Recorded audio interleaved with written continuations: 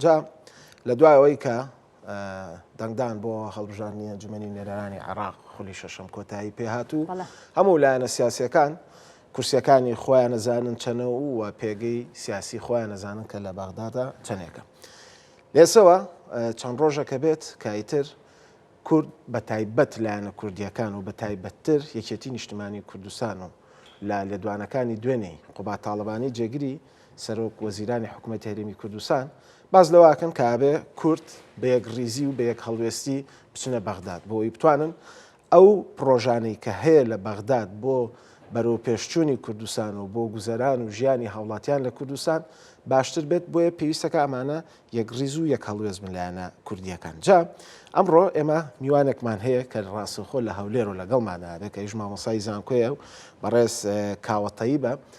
بۆمان باسەکە بزانین ڕۆڵی کورد لە پێکەنانی حکوومەتی نوێی عێراقدا چییە لەبەرەوەی سوپرایزی گەورە هەبوو لەم هەڵبژاردنەیە لایەن هەبووە لایەنە شیعەکان لایەنە سونەکان کە گۆڕانکاری بەسەر دەنگەکانیان هاتووە کورد بزانین تا چەند ئەتوانێت بە بەهێزی بچێتە بەغداد و کۆمەڵک پرسیاری تریش کە لە میوانەکەمانەکەین کاک مامۆستا کاوە زۆر سپاس کە ئەم بەیانەیە لەگەڵمانای ڕاستەوخۆ لە سودەکانمان لە هەولێرەوە ئەمێ بۆ پرسیارە دەست پێ بکەم یعنی ڕۆڵی کورد چییە بێت لە کابینەی نوێی حکوومەتی فیدراڵیە؟ بەیانی ئێوە و بینەرانی کوردستان باش بۆ گەڕانەوە لەسەر دامەزراندنی دەوڵەتی عێراق پێویستە ئاماژە بە پرۆسی ئازادی عێراق و باسی ڕۆڵی کورد بکەین دەبێ بگەڕێینەوە بۆ ئەو خۆناغە و بە تایبەتی ڕۆڵی مەعارەزەی عێراقی ئەو کاتە لە کوردستان دیار و کاریگەر بوو و لە ناویشیاندا ڕۆڵی ڕەوانشاد مامجەلال پێشەنگ بووە کە باسی سەرۆکاتی عێراق دەکرێت ڕۆڵ و نەخشی مام لە نێوە دیارە و بناغەیەکی باشی بۆ عێراق داڕشت و دەتوانین بنێن بە نمونەترین سەرۆکی دیموکراسی هەڵبژێردراوی عێراقە. بە درێژایی ئەو ماوانە عێراق دەبێ بازنەوە بکەین لەسەر عرفی توافق یعنی دروستکردنی حکوومەتەکان هەمووی ئەو بابەتە ڕەچاو کراوە و بە تایبەتی بۆ خۆناغەکانی دواتریژ هەڵبەز و دابەز لە پەیوەندی نێوان کورد و دەوڵەتی عێراق بووە بە تایبەتی بە مەراحلی دوای کۆچی دوایی مامجەلال بۆ هۆکاری ئەوەی کە ئەو پەیوەندیانە گرجی و ئالۆزی بەگشتی تێ بکەوێ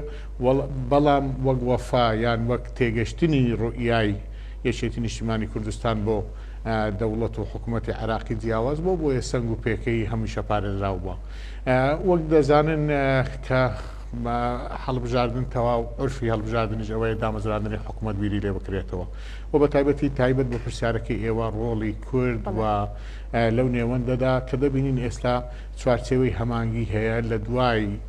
وێڕای ململانی ناخۆییان توانیان هەمویان لە چوارچێوی مێزێک کۆ ببنەوە بەلایەنە ناکۆکەکانیش ئەوە وەک دیارە دەبنە زۆرینەی پەرلەمانی عێراق بۆ ماوەیە کە شێوە عرفێکی وەرگرتووە کە کوتلەی زۆرینە و کوتلەی یەکەمی لە چوارچێوی ماڵی شیعەکان دەتوانن ئەوانە خۆیان کۆ بکەنەوە.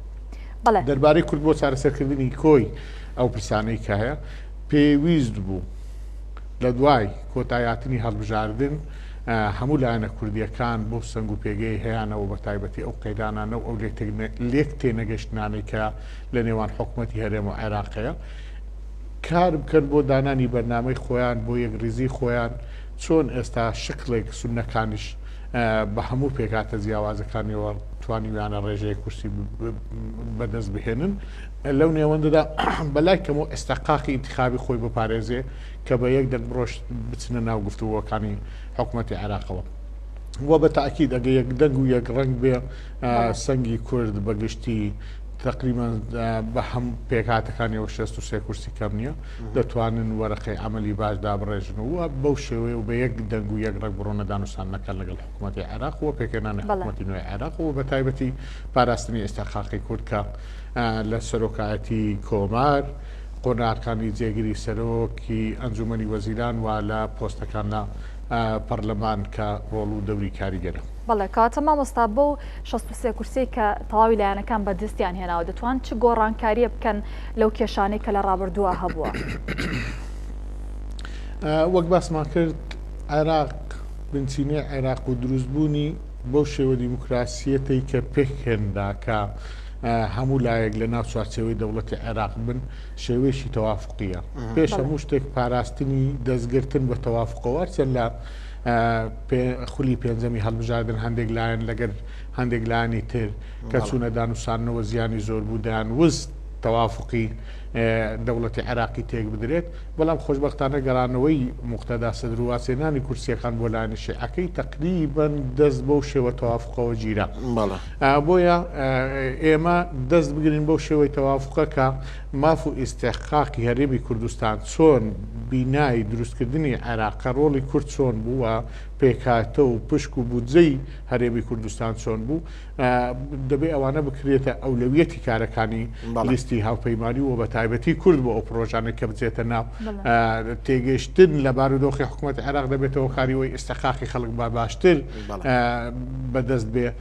لە حکوومەتی تازای عێراق. مامۆستا بێمەوە سەر وەڵامی جوابەکەی پێشوت باس لە چوارچێوەی هەماهەنگی کرد ینی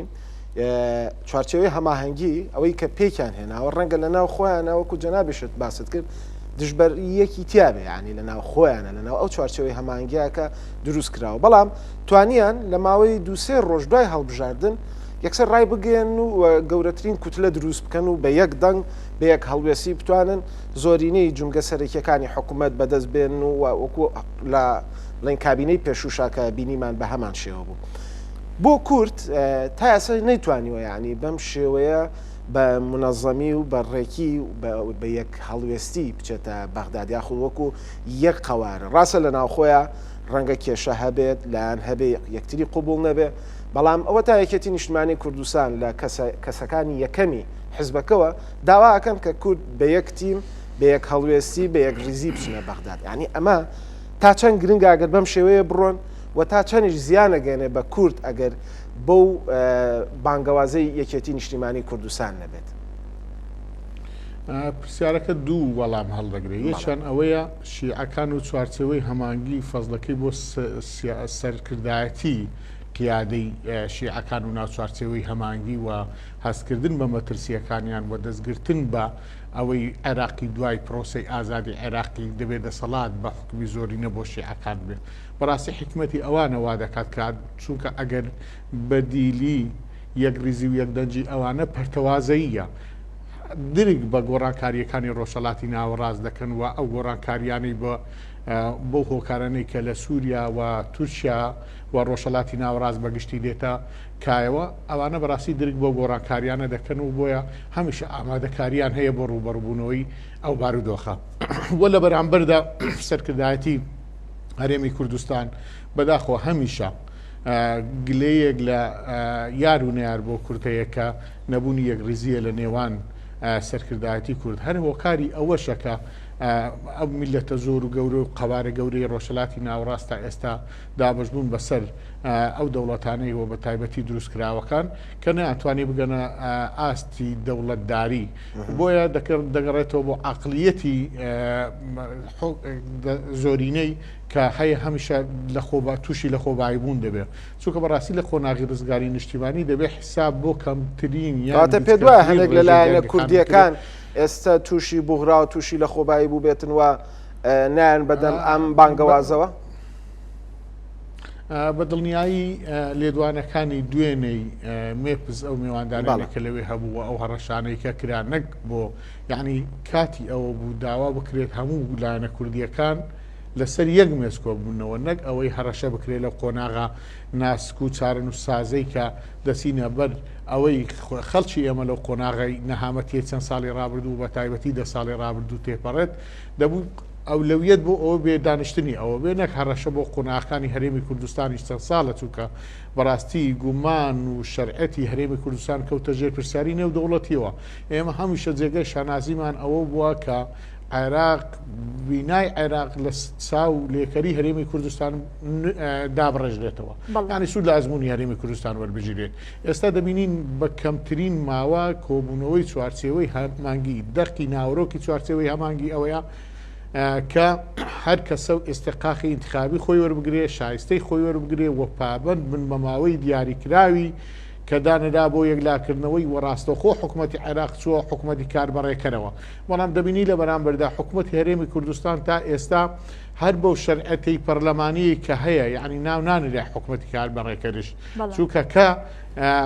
لە دنیای دیموکراسی حکوومەت نەکەوتە ژێر ڕقابەی پەرلەمانیەوە ئەوە لەو چوارچێوەیە دەبێتە حکوومەتی کاربڕێکەر بۆی ئەوان ڕاست حکوومەتی خۆیان ناونا حکوومەتی کاربڕێکەر بڵێ کاتە مامۆستا ئەو ڕێگنەبوونەی کورد و ئەو کورسیانی کە بەدەستیان هێناوە هیچ کاریگەریەکی ئەو توێ بێ لە سەر بەدەستهێنانی مافەکانی کورد واتە بەیەکەوە بن کاریگەریان زیاترە بەڵام ئەگەر بەیەکەوە نەبوون و هێزەکان جیا ببنەوە بەو شێوازە نابێتە هۆیەوەی کە کاریگەریەکی ئەو تویان نەبێت لە واتە نوێنەرانی ئەنجومەنی نوێنەرانی عێراق زۆر بەدڵنیایەوە یعنی ئێمە وەک پسپۆڕی واری مێژوو دەبێت هەمیشە بگەڕێنەوە بۆ ڕووداوەکانی ڕابردوو هەموو کاتانەی کورد بە یەک دەنگ بە ئێستەقاقی خۆی بە داواکاری خۆی بە یەکڕزی خۆی هاتە پێشەوە مافی هەرێمی کوردستان لە دەوڵەتی عێراق وە لە پێشتری لە قۆناغی ڕزگاری نیشتیمانی قۆناغی ڕزگاری نیشتیمانی هەنگاوەکان بەرەو پێشترە و داواکاریەکان زیاترە یەکڕیزیەکان بۆ بەوەکاری زۆرترین مافی خۆی بپسڕێتەوە هەمیشە ناکۆکەکان بۆ هۆی درزێکی گەورە کە لایەنەکان سوود لەو ناکۆکیە وەربگرن بۆیە بەدڵنیاییەوە هەموو کەسێکی عاقڵمەند پرسیاری لێ بکەی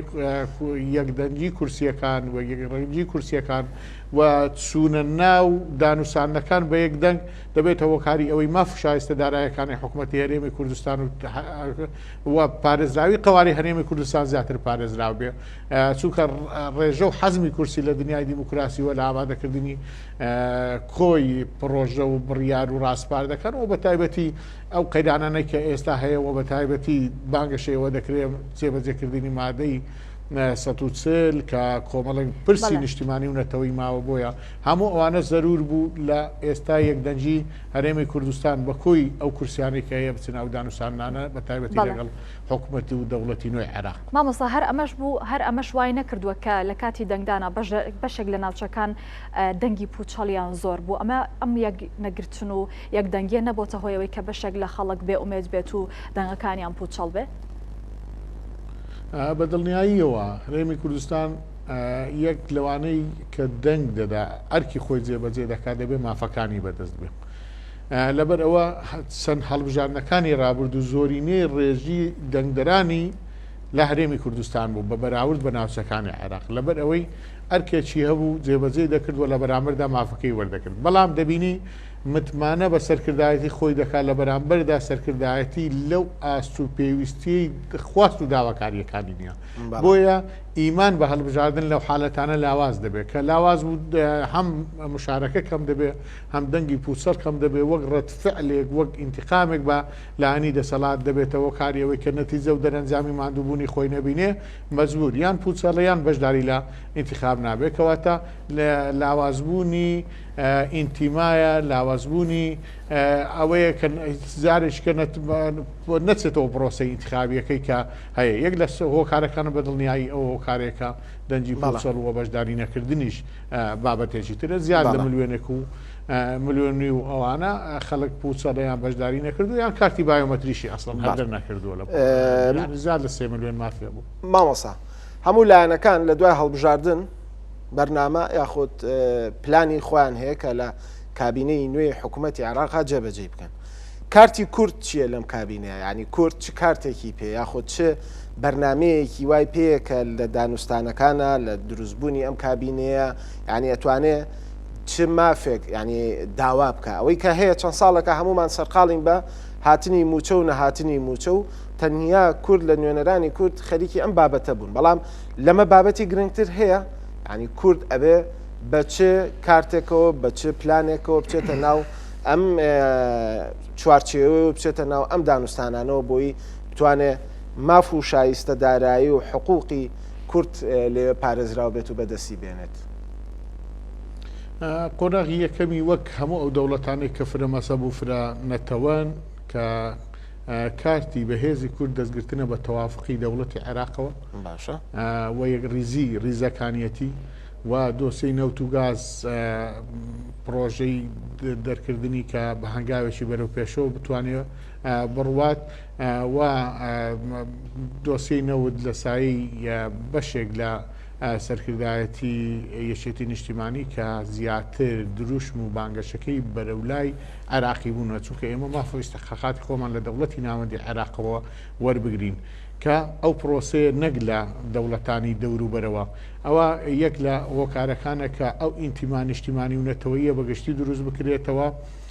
و دۆسی نەوت زیاتر ببرێتە پێش و دۆسەیەکی ترماوە بە هۆکاری یاسای نەوت و گازەوە دەتوانین غاز یەک لە کارتە بەهێزەکانە کە لە ئایندە چۆن لە خزمەتی کوردستان و پرۆسە سیاسیەکەی و ئەنجا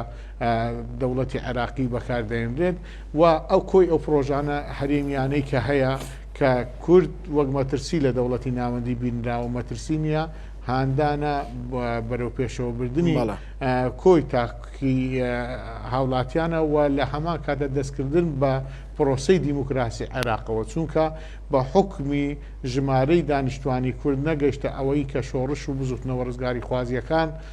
بتوانێت دەوڵەتی ناوەندی لە ناو ببەوە لە بەرامبەردا دەوڵەتی ناوەندیش بۆ کورد باماشێەوە بووە بۆیە باشترین پرۆسی دیموکراسی دەستی پێوە بگرین و لە هەمان کادا یەکریزی نیشتیمانی کە دروست بێ بانگاوازێک بکرێت لە هەمان شێوە چوارچێوەی هەمەنجەیە کە هەیە کوردیش چوارچێوەی نیشتیمانی و نەتەوەی خۆی بە شێوەیەکدا بڕێژێتەوە کە پرسی ئالا و پرسی نەتەوە نێتە ئاستی خوارەوەی ئیستحقاق و داواکاریە حیزبیەکان لە ئاستی خوارەوە. زۆر باشە سپاس بۆ مامۆستا کاوەتەیب مامۆسای زانکۆ و چاودێری سیاسی کامبانیا ڕاستەوخۆ لە سودەکانمان لە شاری هەولێرەوە لەگەڵماناوی دووبارە سپاس.